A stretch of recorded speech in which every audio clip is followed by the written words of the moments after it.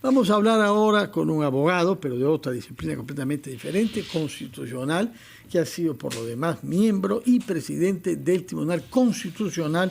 Estoy hablando sobre el doctor Ernesto Blume, cuya presencia acá agradecemos mucho. Señor Muchas Blume, gracias por la invitación. Queremos hablar con usted, como es natural, sobre esta decisión tomada por el Tribunal Constitucional, que no se ha publicado todavía, creo que están a la espera de un voto de minoría, que en todo caso ha negado el recurso que presentaban sus patrocinados, es decir, que se declare anticonstitucional una ley. Lo que tiene esto de particular es que quienes pedían eso son los que han elaborado la ley, y los congresistas que han presentado este recurso son precisamente los que querían que esta ley entre en vigencia. Aparentemente lo que buscaban es que no se les conceda el recurso y que en consecuencia la ley quede respaldada por el TC. Antes de entrar al fondo del tema, que es complejo, quisiera que nos dé algunas aclaraciones sobre su propio rol en este papel, porque usted ha sido miembro del TC hasta el mes de mayo y pocos meses después se halla como parte en un caso ante el TC sobre temas respecto a los cuales tuvo que usted pronunciarse como juez constitucional, porque el tema de la SUNEDU lo arrastramos ya desde hace bastante tiempo. Quisiera saber si es perfectamente normal que un juez constitucional, unos meses después de haber dejado el cargo, esté actuando como abogado defensor de una parte y haciendo gestiones, por lo que tengo entendido, el ministro de Educación Serna, ex ministro de Educación, afirmó que lo había visitado usted y que le había ofrecido defenderlo a él gratuitamente si es que se acomodaba con lo que ustedes pretendían jurídicamente. Se dice que usted asistió acompañado justamente por sus patrocinados, que es la rectora de la San Marcos, doctora Gerí, y el congresista Esdras Medina. Quisiera saber si esto es cierto y que nos explique si hay precedentes de este comportamiento entre jueces constitucionales. Cómo no, con todo gusto. Le agradezco la pregunta porque me permite aclarar, y creo que aclarando llegamos a la verdad. Por supuesto, sin duda. En primer lugar, un magistrado cuando cesa recupera su plena libertad de ejercicio profesional. No hay impedimento que uno asuma causas de diversa naturaleza y que defienda ante el propio tribunal. Y en el caso particular en el que he intervenido, yo lo he hecho como abogado ad honorem del Congreso de la República para defender la ley cuestionada. Es decir, esta ley que ha sido publicada en el Diario Oficial del Peruano el día 21 de julio del año 2022, que es la ley 31.520 y que es ley de la República y que de acuerdo al artículo 109 de la Constitución debe cumplirse, sobre todo por parte de los organismos salvo públicos. Que hay un amparo que se presentó y bueno, que ese es un tema que no debe cumplirse porque hay un amparo. Ese es un tema que vamos a conversar con todo detalle. Entonces, no hay impedimento para que un ex magistrado defienda en un caso determinado. Ahora, yo no he intervenido antes en este caso, he intervenido en otro proceso constitucional que se planteó contra la ley universitaria 30.220, en donde hice un voto singular y sostuve que esa ley era una ley que adolecía de inconstitucionalidad, básicamente porque violaba el artículo 18 de la Constitución. Que nos guste o no nos guste, dice literalmente que cada universidad es autónoma en su régimen normativo de gobierno, académico, administrativo y económico. Y esa autonomía proclamada por el legislador constituyente, que es fruto de toda una lucha estudiantil de muchas décadas, conforme lo señala Enrique Bernales en un artículo brillante escrito hace algunos años, no está pintada en la pared.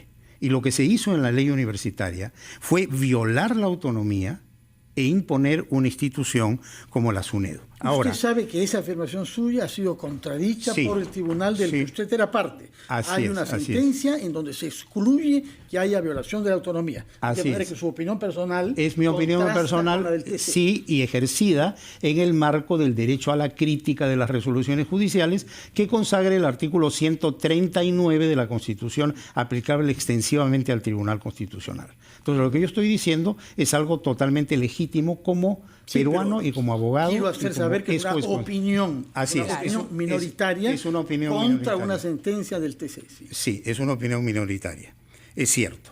pero yo en mi voto dije mi verdad y la sigo sosteniendo y he sido totalmente coherente con esa posición. Ahora bien, ¿qué es lo que ha pasado en este caso? Que la SUNEDU ha sido manejada totalmente por el Poder Ejecutivo y lo quiero demostrar, porque de acuerdo a la ley 30.220, el superintendente del Consejo Directivo de la SUNEDU es elegido por el Poder Ejecutivo a propuesta del ministro de Educación. Ahí no hay concurso, ese es un cargo a dedo. Uno ya. Del Consejo Directivo. Luego tiene usted otro de CONCITEC, que viene también del Poder Ejecutivo, de la PCM. Sí, no es un momentito, Ejecutivo. quisiera terminar con su venia. Y luego tiene 5 seleccionados mediante concurso por un comité nombrado por el ministro de Educación. 2 que vienen de las universidades públicas, 1 de las privadas y 2 personalidades. ¿Quiénes han integrado los comités de selección de miembros de la SUNEDU? Voy a ir desde el año 2017 hasta el año 2022. Año 2017, Francisco Sagasti, Cintia Han y Walter Estrada. 2018, Francisco Sagasti, Cintia Han y Walter Estrada. 2018, los mismos, Sagasti, Han y Estrada. 2019, Sagasti, Barrantes y Walter Estrada. Y 2022, Barrantes, Estrada y Velázquez. Ya no interviene Sagasti. Porque ya fue presidente. Porque ya fue presidente. Pero antes no era presidente y no pertenecía al Poder Ejecutivo. Un comité de básicamente representantes de un partido político. Pero que no existía en esa época, señor Blum, usted lo sabe muy bien. Perdón. Entonces, aquí ha habido una preponderancia en la conformación y manejo de la SUNEDU del Poder Ejecutivo. Y eso es una intromisión en la autonomía universitaria. Pero que no se traduce en los miembros de la comisión de selección. Eso, bueno, a ver, pero hay que decirlo. Eso tenemos que ver. No se traduce porque usted está mencionando a quien era presidente de la República y obviamente cabeza del Poder Ejecutivo, pero en ese momento no era presidente de la República. Pues yo he mencionado que en ese momento no era. Por eso, no se traduce lo que usted está diciendo acerca del Poder Ejecutivo en la comisión de selección. No, se traduce porque si vemos quién elige al superintendente, de dónde viene el representante de CONCITEC y cómo se originan los cinco representantes, todos vienen de un comité manejado y nombrado por el ministro de Educación. Esos miembros del comité de selección los nombra el ministro de Educación. Es decir, la SUNEDU ha estado manejada por el Poder Ejecutivo y manipulada por el Poder Ejecutivo y ha tenido sojuzgada a las universidades. Permítame, por favor, simplemente un instante para ir a una pausa y no tema usted que retomaremos nuestra entrevista en el punto exacto en que le está dejando. Correcto, usted, le agradezco infinitamente. No, al revés. Gracias por acompañarnos durante esta pausa, que es una obligación de nuestro oficio y que nos permite escuchar a los anunciantes de RPP. Retomamos nuestra conversación con el ex presidente del Tribunal Constitucional y abogado constitucionalista Ernesto Blume. Con el constitucionalista Ernesto Blume, que debía leernos un pasaje de la ley que amparara la posición que está defendiendo. Sí. Y después quisiera que nos comente algo sobre esta visita que realizó al ministro de Educación. ¿Cómo no? Con todo gusto. Miren, en mi intervención anterior demostré que la conformación de la SUNEDU de acuerdo a la ley 30.220 significaba un manejo casi total del Poder Ejecutivo sobre las universidades. ¿Cómo casi total? Uno es designado por el Ejecutivo. Superintendente, CONCITEC y los 5 seleccionados por un comité nombrado por el ministro de Educación y que fue conformado siempre casi por las mismas personas. Y la mayoría de ellas ligadas a un partido político. Pero en fin, no ahora vamos a lo segundo, que me dijeron que me iban a dar oportunidad. Sí. Les agradezco mucho. Ahora, ¿cómo es la SUNEDU? Tiene siempre 7 representantes. 2 representan a las universidades públicas. No significa que llevan la voz de las universidades públicas de tal o cual, sino elegido entre todas las universidades. 1 a las privadas. Luego 1 del CONCITEC, Consejo Nacional de Ciencia y Tecnología. 1 de CINEACE, Sistema de Acreditación de la Calidad. Un representante del Ministerio de Educación y 1 del Consejo Nacional de Decanos. ¿Dónde está la mayoría de las universidades? Entonces, no es cierto lo que se está diciendo. Pero nadie dice que haya mayoría de universidades. Esta conformación lo que es se más dice autónoma que la anterior porque no está maniatada ni supeditada al Poder Ejecutivo. Y quiero decirles algo que no lo digo yo. Pero es lo mismo con CITEC, CINEACE y ¿quién más de parte elegido por el Ejecutivo? Superintendente mismo, ¿no? No, es en la anterior. El actual. Actualmente, entre ellos, entre los miembros ya elegidos de la SUNEDU, eligen al representante. ¿Ya? Ahora, ¿qué ha ocurrido con la SUNEDU? Y lo dice un grupo de juristas encabezado por el maestro Domingo García Belaúnde. Tengo acá un comunicado. Dicen lo siguiente: esta ley subsana la grave situación creada entre las universidades y la entidad administrativa dependiente del Ministerio de Educación, la SUNEDU, por la desproporción de sus competencias en la aplicación de la ley, lo que habría originado desgobierno y desconcierto en la comunidad universitaria por el cúmulo de sucesivas y reiteradas medidas arbitrarias que sobrepasan las funciones otorgadas por ley, generando excesos y daños irreparables a la universidad. Ahora, ¿cómo ha sido en la práctica el funcionamiento de la SUNEDU? Un funcionamiento que ha avasallado a las universidades y no les ha impedido ejercer su autonomía en los términos constitucionales. ¿Cómo podemos avalar? ¿Qué autonomía les ha sido negada? Mire, todas las autonomías, porque inclusive para otorgar un título necesitan permisos. El currículum, mire, el programa de cursos, la contratación de profesores. Para todo necesitan permisos. Y le voy a decir una cosa. De acuerdo al artículo pertinente de la ley universitaria, esta SUNEDU tiene, por ejemplo, atribuciones, o tenía, porque eso ya fue derogado, para entrar hasta en los programas curriculares. Es decir, una universidad que tiene autonomía normativa, académica, económica, administrativa, de gobierno, tiene que consultarle a la SUNEDU si incluye en su programación de cursos tal curso y cuál es el contenido del curso. Bueno, o sea, se ha llegado a ese extremo. Hemos comprendido, como el tiempo corre, su punto de vista general sobre la SUNEDU y sobre la autonomía universitaria. Pero ahora queremos saber qué es lo que ha pasado con la decisión tomada por el TC. Le explico. Porque acá hay una paradoja que quisiera que nos explique. Quienes han hecho la ley, 33 congresistas de Fuerza Popular, de Podemos Perú, de Perú Libre y de Renovación Popular, han presentado un recurso de inconstitucionalidad contra la ley que ellos habían elaborado. Y hay colegas suyos que consideran que eso es un fraude procesal. Explíquenme su opinión, por favor. Correcto. Lo primero que hay que decir, la ley 31.520 es ley de la República y se publicó en el Diario Oficial del Peruano. ¿Qué debió hacer SUNEDU? Acatarla. Pero hay un amparo, señor. Un momentito.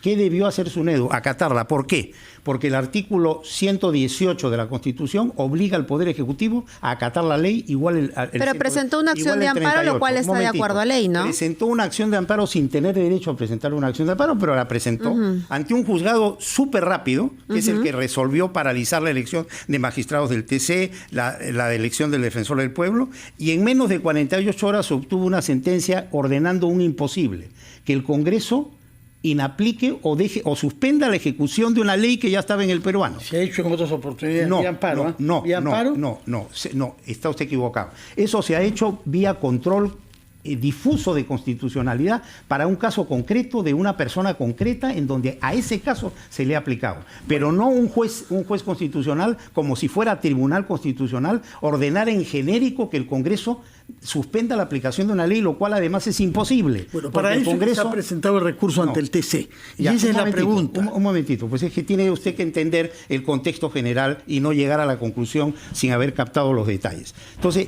la SUNEDU desacata la ley y recurre a ello. Para ello, mejor dicho, recurre al planteamiento de una acción de amparo que tramita súper rápido y en donde saca una medida de ejecución anticipada, porque la sentencia se apela y todavía no se resuelve en el superior, que dice: Congreso, detén la aplicación de la ley, lo cual es imposible porque el Congreso dicta la ley y para detener la aplicación de su propia ley tendría pues que dictar otra ley. pero no puede, bajo qué argumento constitucional, decir ahora se aplica. El único que puede decir ya no se aplica la ley en genérico es el Tribunal Constitucional. Sin embargo, tiene ese mandato que a mi juicio es un mandato contrario a la ley.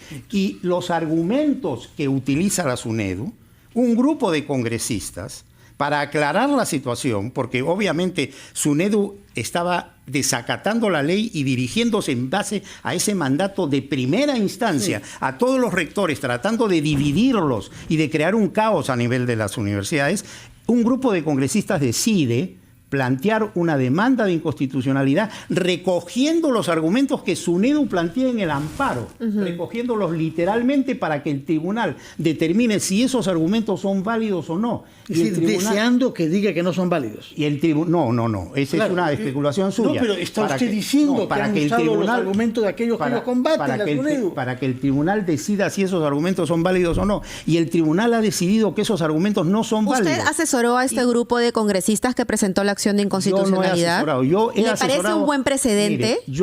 Me parece un buen precedente el hecho que el tribunal haya declarado que esta ley es constitucional. Pero ¿le parece a usted, con esa declaración, le parece que este grupo de congresistas que aprobó la ley luego vaya y presente una acción de inconstitucionalidad sobre la misma ley que aprobaron? Pero vaya usted a la fundamentación de por qué lo hacen. Si la SUNEDU desacata una ley y se va al Poder Judicial, obtiene un mandato prevaricador con argumentos en los cuales sostiene precisamente que esta ley es inconstitucional, entonces los congresistas dicen, bueno, si hay esa argumentación, que sea el tribunal el que decida. Y le dicen al tribunal en su demanda, en tal proceso se está cuestionando esta ley por estas razones y queremos que usted nos diga si hay razón o no, y el tribunal le dice no tienen razón. Muy bien, hemos comprendido eso. Un punto queda pendiente de lo que dijo el ministro de Educación sobre usted. Quisiera saber si es verdad que usted le ofreció defenderlo legalmente gratis, si es que él se inclinaba ante su posición. No es exactamente así. Yo acompañé a un grupo de rectoras a una reunión con el señor ministro, a quien respeto mucho. Y el exministro, ¿no? Al exministro se le explicó que él no debía seguir desacatando la ley, porque la ley era clara y que podía incurrir en responsabilidad.